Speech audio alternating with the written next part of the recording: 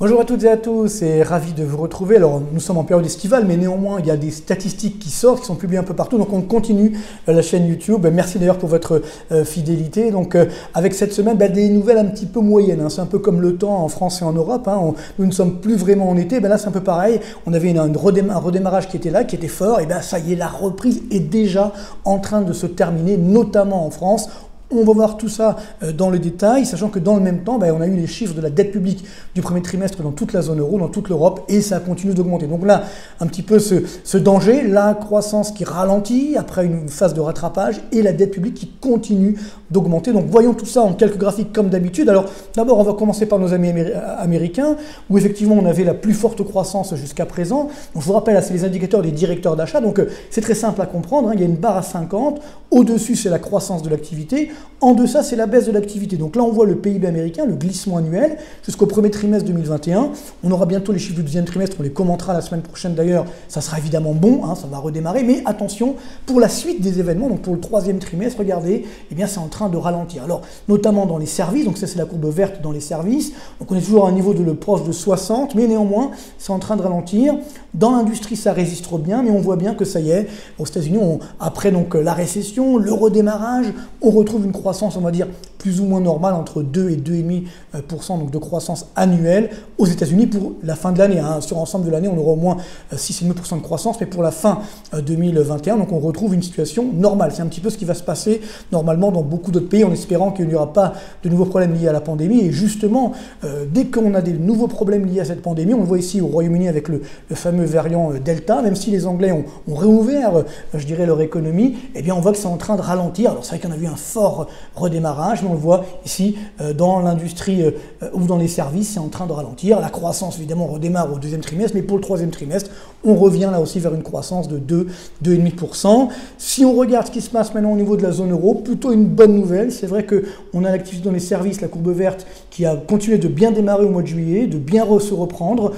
Sur l'industrie, ça ralentit un petit peu. Alors, pourquoi la zone euro résiste aussi bien?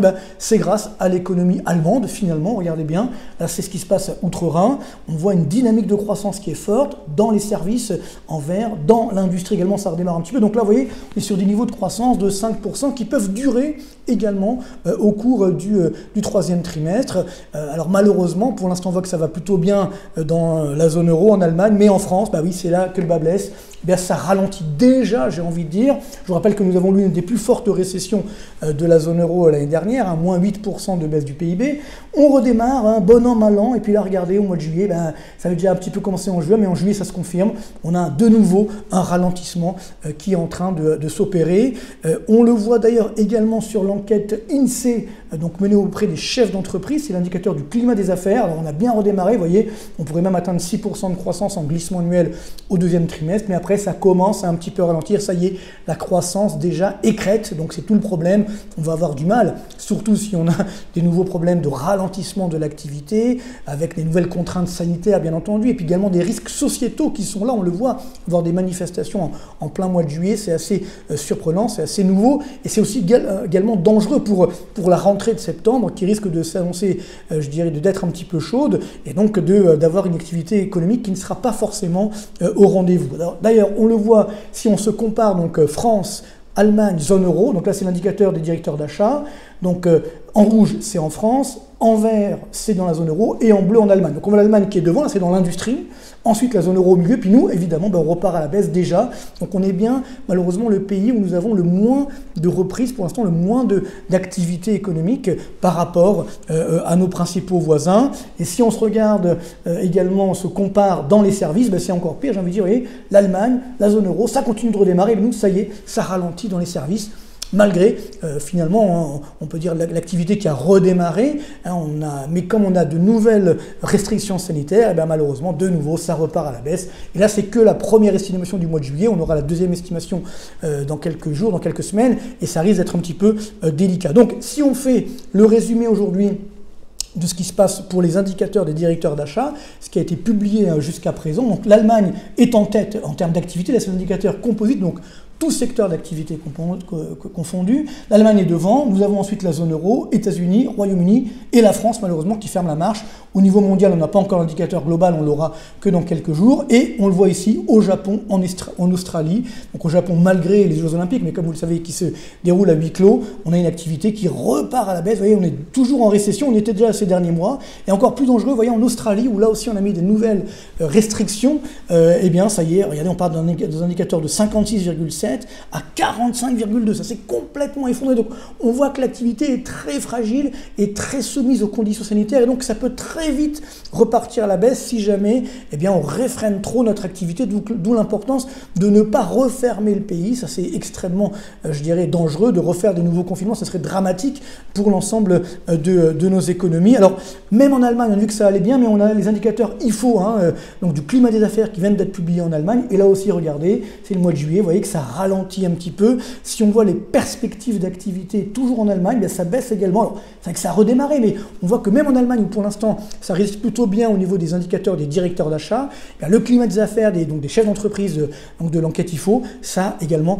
repart à la baisse. Alors, le drame, c'est que ce ralentissement, ce nouveau ralentissement s'opère dans un contexte de flambée de la dette publique. Alors, on l'a souvent annoncé, mais là, on vient d'avoir les chiffres du premier trimestre 2020, et regardez, c'est assez incroyable. Donc, là, c'est par exemple la Grèce, on était déjà à 205% du PIB au quatrième trimestre. Regardez, ça va très vite, 209, quasiment 210%, donc au premier trimestre 2020, on aura certainement au moins 212 fin 2021. L'Italie, 160% de dette publique. Enfin, c'est des chiffres complètement fous. Et la France, alors la France qui finalement a été à 118%, donc on avait un peu peur de passer devant Chypre par exemple. Mais non, finalement, nos amis chypriotes ont été sympas, ils ont fortement augmenté leur dette publique. Donc finalement, ils repassent largement devant nous. On est au niveau des Belges. Par contre, la zone euro, 100,5% de dette publique par rapport au PIB. Donc vous voyez, ça y est, on a dépassé la barre des 100%. Ce n'est pas seulement réservé aux cas américains. Et puis par contre, les Allemands sont toujours autour des 70%, les Hollandais autour des 55%. Avec, donc il y a des pays qui réussissent à résister malgré tout. Et donc c'est ça le vrai enseignement, c'est qu'on a énormément dépensé en termes de dépenses publiques, donc de dette publique. Et donc si demain il y a un nouveau confinement ou un nouveau problème avec cette pandémie qui arrive, quel qu'il soit, eh bien que va-t-on faire encore? Jusqu'où va-t-on augmenter la dette publique? Bien sûr, la Banque centrale européenne achète cette dette, mais jusqu'à quand? Donc là, on est en train de prendre des risques énorme, donc il faut absolument sortir très vite, je dirais, de ces risques pandémiques, de ces risques également de confinement, et donc finalement il faut s'habituer à vivre avec, parce que si à chaque fois qu'on a un variant delta, epsilon, que vous voulez, enfin bon, on va vers toute l'alphabet grec, à ce moment-là, on risque d'avoir des vraies difficultés, on ne pourra pas redémarrer, et surtout on a déjà utilisé toutes nos cartouches, dette publique, planche à billets, donc il ne nous restera plus grand-chose. Donc maintenant, il faut s'habituer à vivre avec ce virus et être plus fort que lui et maintenir nos économies, on va dire, finalement en bonne santé, j'ai envie de dire. C'est-à-dire que éviter les confinements et finalement nous permettre d'avoir une croissance qui sera, espérons-le, plus forte. C'est tout le mal qu'on peut nous souhaiter. Donc, préparons-nous déjà à une rentrée un petit peu difficile, malheureusement. Mais néanmoins, encore une fois, il faut éviter absolument de reconfiner nos économies, sinon on ne s'en remettra pas. Voilà, alors résistons, portez-vous bien, passez quand même malgré tout de bonnes vacances et à très bientôt.